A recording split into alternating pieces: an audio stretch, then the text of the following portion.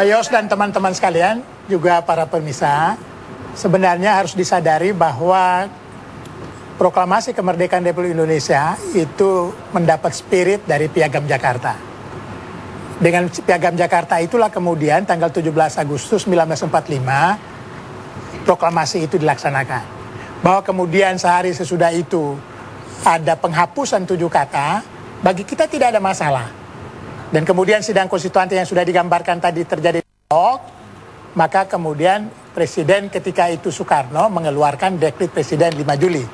Dan di situ dijelaskan bahwa Piagam Jakarta itu menjiwai Undang-Undang 45. Oleh karena itu, selama ini kita melihat bahwa pengelolaan negara tidak menggunakan spirit itu, menjiwai itu.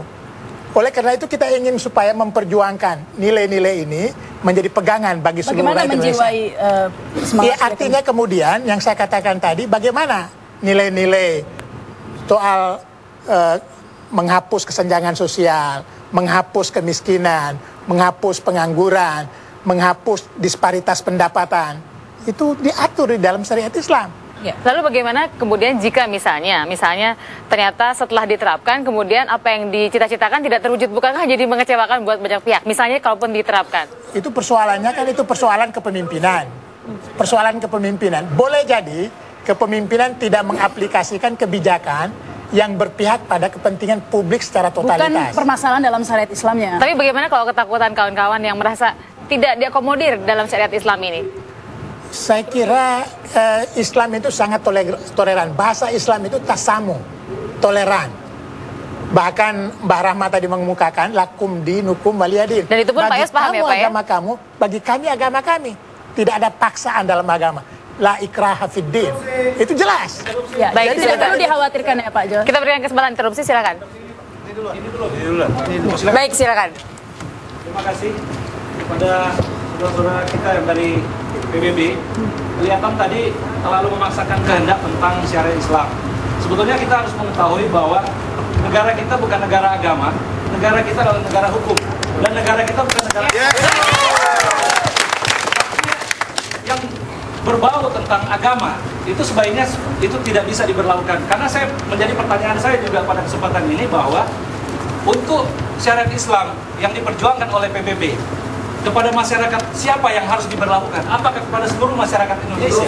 Karena ini adalah negara kita adalah negara pluralisme yang berbagai-bagai agama, suku, dan budaya. Baik, terima kasih. Partai Bulan Bintang sudah sepakat bahwa NKRI ini tetap ada dan mengakui Undang-Undang Dasar 45, kemudian berdasarkan tetap Pancasila. Persoalan masalah tentang teman-teman semua yang ada di PDS, kita mengerangkul semuanya. Segala keinginan dan harapan itu sudah ada di dalam syariat Islam. Karena persoalannya umat Islam di Indonesia sekarang ini masih belum sangat leluasa melaksanakan hukum syariat Islamnya. Persoalannya yang kita laksanakan sekarang sebenarnya memang sudah menjiwai syariat Islam, tetapi belum sepenuhnya dilaksanakan. Kita berikan kesempatan lagi. Sebentar Pak. Bapak, kita mesti berikan kesempatan kepada yang lain Pak. Tidak ada perbedaan sama sekali. Baik. Dan PBB tidak pernah adalah bersatu untuk memajukan bangsa ini. Baik. Ya, terima kasih untuk teman-teman dari PBB. Bagi kami ketika dikatakan bahwa nilai-nilai syariah adalah universal, bagaimana bisa universal sedangkan itu bagian daripada agama Muslim? Bagaimana kamu mau dicakup di situ? Yang sifatnya universal adalah ketika bisa mengakomodir semua suku. yang dimaksud universal Pak. Baik. Bangsa ini kenapa tidak maju-maju ketika kita berhenti tetap pada fondasi ideologi yang kita cari-cari. Baik. Orang sudah punya program bagaimana memulihkan bangsa ini, tapi kita masih membangun bagaimana membuat fondasi itu membuat sekali. Baik, terima kasih. Silakan Pak Zahar. Yang dimaksud universal itu apa? Jadi begini, kadang-kala kawan-kawannya terlalu pragmatis. Kalau suatu partai politik tanpa ideologi kering, itu harus bangun dengan suatu ideologi. PDS dulu berdasarkan juga ideologi Kristen ya pertama kali itu. Jadi harus dengan ideologi. Jangan mengatakan bahwa kami memaksakan memberlakukan syariat Islam. Anda memaksa diri untuk menolak. Itu sebuah hal. Dan PBB Nah, tidak pernah memaksakan kehendak ya, karena Tidak selalu pernah memaksa. melalui cara-cara yang konstitusional dan demokratis ya. Kelihatannya begitu Pak, ada partai-partai Islam yang kemudian mundur teratur begitu, tidak lagi kekeh untuk dengan syariat Islam, tapi mereka merasa bahwa nilai-nilai yang penting, substansilah yang penting, tapi bukan pencanangan syariat Islam, tapi nilai-nilai yang dibawa oleh partai yang lebih penting. Bagi kami itu soal substansi, soal label itu satu kesatuan, tidak bisa dipisahkan. Iya. Mbak Rahma ini saya tidak bisa memanggil Rahmi, dia akan marah. Oleh karena itu suatu label, suatu sebutan itu juga menjadi penting. Bahwa Rahma itu artinya penyayang, Rahmi itu pengasih, itu menjadi substansi. Oleh karena itu bagi kami tidak ada pemisahan tentang itu. Universalitas Islam itu mengatur tentang apa yang saya katakan tadi, keadilan, kemajuan, kemudian tidak boleh. Nah, lanjutkan Pak, yang utama lagi yang dimaksud universal mungkin Pak ya, bahwa hak-hak dari non-muslim juga dilindungi ya Pak ya. Oh, sangat. Kepentingan dilindungi, Sebentar, sehingga tidak benar dikatakan kita berikan merugikan Pak Yas kelompok dulu. lain. Pak ya. Yas. Pak Sahar tadi dibilang bahwa antara substansi dan sebutan Label. itu tidak bisa dipisah. Bagi Memang kami. tidak bisa dipisah, tapi bisa dibedakan. Bisa dibedakan. Saya ambil contoh istilah syariat Islam.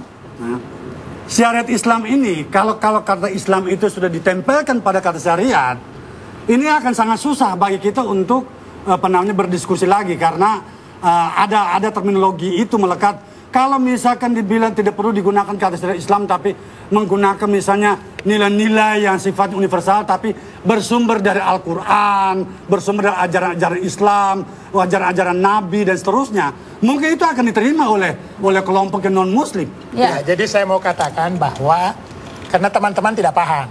Kalau dari kami, sejak Nabi Adam itu Islam, sampai pada Nabi Isa itu juga Islam. Nabi Muhammad juga Islam, semua Islam. Bagi kami. Oleh karena tidak ini.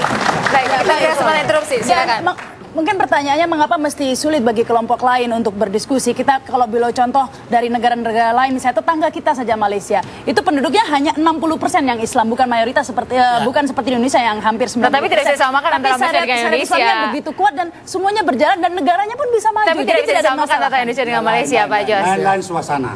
Suasana politik di Malaysia itu lain dengan suasana politik di Indonesia. Ya. Di sini sejarah perkembangan partai-partai politik itu penuh dengan friksi dan polarisasi. Ya. Sehingga dalam perjalanan syariat Islam itu akan selalu dikembangkan oleh kelompok-kelompok Islam tertentu yang termarginalisasi. Itu orde baru. Baik. Itu terbuka orde Baik. baru. Baik, kita beri kesempatan interupsi. Ya.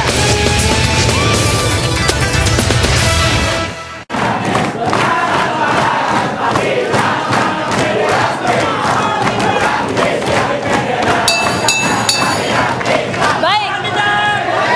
Kita berikan kesempatan interupsi. Silakan. Terima kasih. Saya kira ketakutan saya Islami bagi PPDS adalah bahwa ketidakpahaman tadi. Kalau kita lihat bahwa misalnya contoh di Aceh, tidak ada satu gereja pun yang dibakar di sana. Tidak ada juga orang non-muslim di sana teraniaya. Sampai hari ini menurut saya kesejahteraan juga meningkat, situasi politik juga makin baik gitu ya. Kemudian secara historis juga di Indonesia sudah berlaku undang-undang zakat misalnya, soal banyak sekali undang-undang yang berlaku di Indonesia itu sudah menjadi Baik, intinya di mana letak merugikannya begitu ya, Pak? Bagi saya adalah bahwa ketakutan bagi PDS ini tentang syariat Islam itu adalah karena belum melihat penerapan Ya, syariat kayaknya Islam. bisa terlalu antipati tampaknya. Pak Yos. Interupsi. Ya, silakan.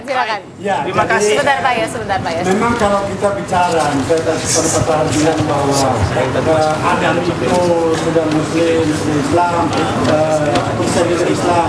Tetapi itu kan sesuatu yang sifatnya artikulistik, ya. Itu soal istilah.